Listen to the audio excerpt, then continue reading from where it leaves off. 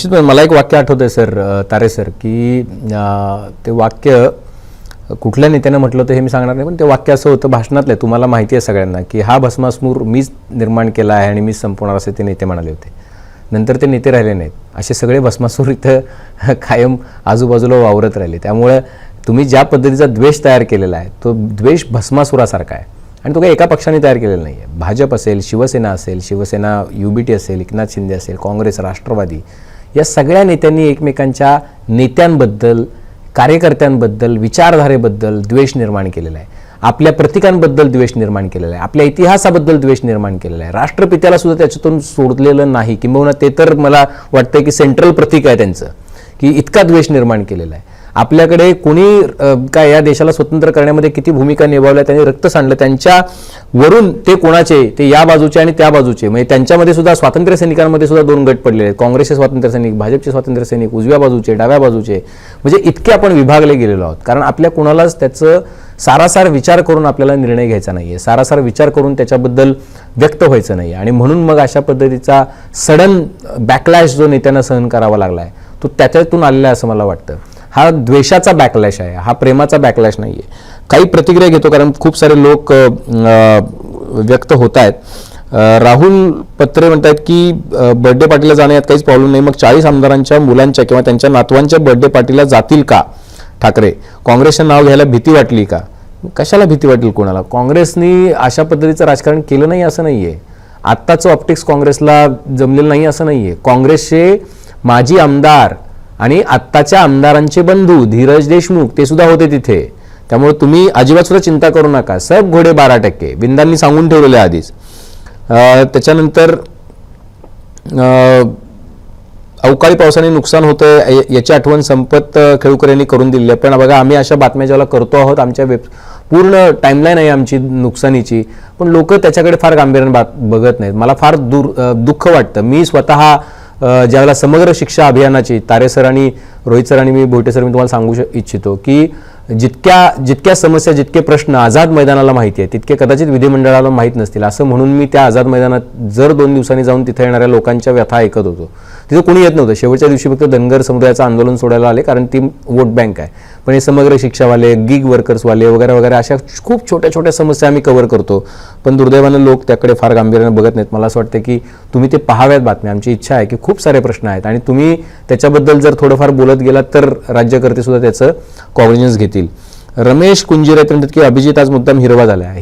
हिरव्या रंगाबद्दल काही असं काही हे नाही आहे. निसर्ग हिरवा आहे, तिरंग्यात हिरवा आहे, सगळ्यात महत्त्वाचं भाजपच्या झेंड्यात हिरवा आहे, हे सुद्धा तुमच्या लक्षात असू द्या. त्यामुळे हिरव्याबद्दल काही रंगांबद्दल द्वेष बाळगू नका. रंग सगळे छान असतात. जनता वॉच अँड भूमिकेमध्ये आहे काय ते होते नंतर बघू असं काहीतरी लिहिलेलं आहे. संपत खेळकर यांनी. अक्षय पुराणिक म्हणतात सर उद्या एकनाथ शिंदेच्या नातवाच्या वाढदिवसाला देखील ठाकरे परिवार जाऊ शकतो, इतकं विचित्र आहे हे. प्रचंड धक्का बसलेल्या लोकांना निमंत्रण दिले असेल किंवा त्यांना आपसातली कटुता संपवायची इच्छा असेल तर त्यात त्यांनी वाढदिवस हे निमित्त असू शकते असं मुकुंद म्हणतायत. व्हाईट क्लाउड म्हणतात मी तुमचा आणि तुमच्या निष्पक्ष पत्रकार चाहत आहे. धन्यवाद व्हाईट क्लाउडजी. प्रश्न असा आहे की अविनाश पी काय आपल्या कौतुकासाठी हा प्लॅटफॉर्म नाही आहे, त्यामुळे मी तर थोडं टाळलं, माफ करा. आणि तेच तर अपेक्षित आहे. अविनाश पी म्हणतात की बीजेपीने सातत्याने प्रमुख विरोधी पक्ष नेत्यावर वैयक्तिक हल्ला केला, त्यांना सार्वजनिक राजकीयदृष्ट्या संपवण्याचे कारस्थान केले. राहुल गांधी, उद्धव ठाकरे, अरविंद केजरीवाल हे उदाहरण. दोन्ही बाजूनी हल्ले होतात राजकारणामध्ये. मला असं वाटतं की राजकारणातल्या त्या ज्या मर्यादांच्या रेषा होत्या त्या पुसल्या गेलेल्या आहेत आणि त्या गेल्या 10 वर्षामध्ये अधिक म्हणजे आता त्याच्यामध्ये काही राहिलेलं नाही आहे. त्यामुळे कुणी मर्यादा सोडली, कुणी पाळली, याचा ज्याला हिशोब मांडायला लागतात त्याला दोन्ही बाजूनी मग अटॅक करायला लागतात आणि मग ते येऊन आमच्यावरतीच थांबतात की तुम्ही यांच्यावरती हे केलं आणि त्यांच्यावरती केलं. बघा, असं आहे की भांडणारे राजकीय पक्ष आहेत, त्याच्यामध्ये त्या याच्याबद्दल जर थोडंसं विचार केला पाहिजे. बघा, राजकारणामध्ये 2 चेहरे ठेवून ज्या वेळेला चालतात त्या वेळेला एक चेहरा एक्सपोज होण्याची भीती कायमची असते. राजकारणामध्ये अनेकदा अनेकांचे असे चेहरे जे आहेत ते एक्सपोज झालेले आहेत. राजकारणामध्ये कुणी कोणाच्या कौटुंबिक कार्यक्रमाला जावं याच्यावरून त्याच्या विचाराची कठोरता किंवा तीव्रता तितकी आहे की नाही हे ठरवणं मला असं वाटतं कठीण जाईल. कारण राजकारण्यांची ही मजबुरी आहे की अशा पद्धतीच्या कार्यक्रमांना येणं जाणं त्यांना करावं लागणार आहे. फक्त त्यामधला हेतू जो आहे तो निष्कलंक होता का, तो निरीच्छ होता का, हे तपासून पाहण्याची गरज आहे, ज्याचा उल्लेख किरण तारे सरांनी केला की उद्देश त्याच्यातला उत्तम असला पाहिजे. केवळ कौटुंबिक भेट हा उद्देश असेल तर लोकांना त्याच्याबद्दल फारशी अडचण असणार नाही.